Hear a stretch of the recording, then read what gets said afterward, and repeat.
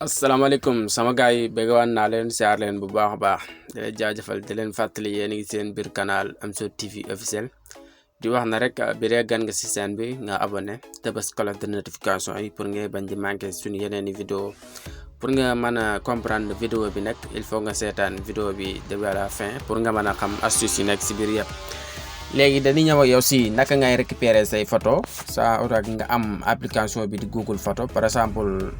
am na application bu xamante ne si ne pour nga def sa photo si compte Google boo ko bëggee récupérer foofu nga koy jaarawaate application bi moo nekk nii photo Google application bi moo nekk nii photo Google ñun boo xoolee sax installé wuñ ko mais yow bu fekkante ne installé woo ko pour nga mën a libérer sa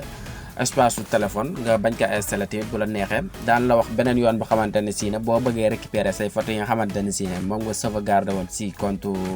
Google bi boo ko bëggee récupérer mën ngaa bañ a installé application bii di photo Google te boo ko bëggee récupérer di nga ko mën a récupérer c'est facile loolu la ñuy ñëw woon leen nag nga koy récupérer soo ko bëggee récupérer léegi dañuy génn ñëw woon la boo ko bëggee récupérer te installé woo application bi loolu c'est facile boobaa soo ko bëggee da ngay ñëw ñu dem suñ benn navigateur enfin ñu cherche suñ benn navigateur c'est facile quoi loolu boo ko bëggee da ngay xool sa benn navigateur soit sa Google wala Google Chrome léegi gis nañ suñ Google Chrome ñu cliquer si léegi soo si cliquer da ngay bàyyi mu chargé wu mu ñëw léegi bu bàyyoo ba mu chargé wu ba ñëw da ngay dugg ni si kaw barre de recherche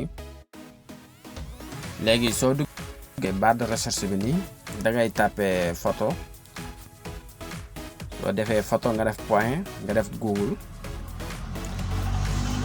soo defee Google nga defaat point com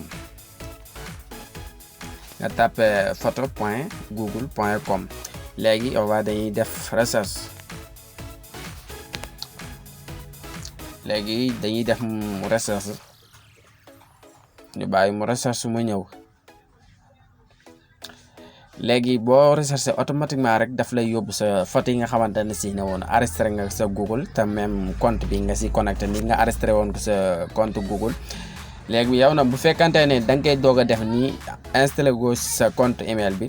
boo defee nii ma la def nga def photo point google point com automatiquement boo ko cliqué site bi mu lay jëkk andi day laaj pour nga dugal sa compte bi nga xamante ne si ne foofu nga sauvegarder say photo boobaa nga dugal sa adresse email automatiquement boo cliqué rek daf lay indi sa photo yi nga xamante ne si ne sauvegarder nga sa compte te yow amoo application bi moo tax automatiquement boo koy doog a def rek daf lay indil fi nga xamante ne si ne foofu nga war a enregistrer sa compte email bi nga dugal sa adresse email nga recherche mu indil la say photo boo xoolee ñun installé woon application bi te application bi installé wuñ ko te buñ bëggoon a récupérer waat suñ photo yi xamante ne si ne moom lañ sauvegarder suñ compte loolu c'est facile gis nga soo ko jàllee si benn navigateur nga bind photo point google point com automatiquement dafa lay indil sa photo yi nga xamante ne si ne moom nga enregistré sa compte Google bi yëpp dafa la koy indil c'est facile jarul ngay télécharger application bi di faire sa stockage wala dara man nga kaa bàyyi noonu si Google bi nga enregistré ko des la application bu la neexee heure boo leen bëgg a récupérer da ngay dem sa benn navigateur nga def photo point google point com automatiquement mu yóbbu la say photo nga télécharger léegi boo si bëggoon a télécharger da ngay cliquer fii mu defal télécharger flash bi nii nga cliquer si automatiquement daf lay def Google Drive ak téléphone yëpp yoo si bëgg a sauvegarder rek nga sauvegarder ko wala tamit nga cliquer si photo bi nga xamante ne si ne moom nga bëgg a enregistrer en plus galerie boo ko defee nii automatiquement dina la indil fii cliquer si mën la fi partager bu leen dee partager tamit mën nga ko partager fii ku la neex fii mën nga ko si partager tamit bu la neex tamit boo ko bëggee télécharger tamit mën ngay def fii nga ba si 3 tombes yi nii dina la indil option télécharger bi fii nga télécharger ko pour nga mën ko am sa galerie automatiquement boo xoolee télécharger wu na te yóbbu naat ko suñ galerie te boo xoolee lii mi ngi nekk suñ compte Google ci 15 giga yi nga xamante ne si ne Google moom la lay may di nga ko mën a garder foofu te c'est facile te doo installer application bi comme application bu leen waxoon ni si Play Store bi tax ñu si bëri application bii lañ ni installé muy Google photo pour di fa mën a sauvegarder say photo léegi bu la neexee mën nga see sauvegarder pare nga déinstaller application teewul moom day des ci application bi heure boo demee sa benn navigateur nga def photo point google point com automatiquement daf lay indilaat sa photo yi nga xamante ne si ne moom nga sauvegarder woon mais si même email bi nag pour nga mën a jot photo yooyu nag boo xoolee photo yi moo nekk nii te suñ navigateur lañ ko ibbee nii mën a jot suñ photo yi boo xoolee option yi yëpp da si am bu la neexee partager bu la neexee nga dugg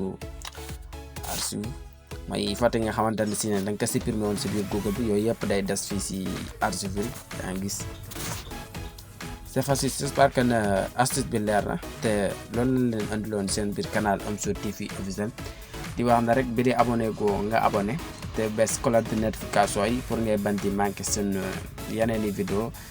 tey partagé di ñu wax seen xalaat si commentaire yi pour ngeen mën nu gën a jàppale si liggéey bi à la prochaine vidéo incha allah.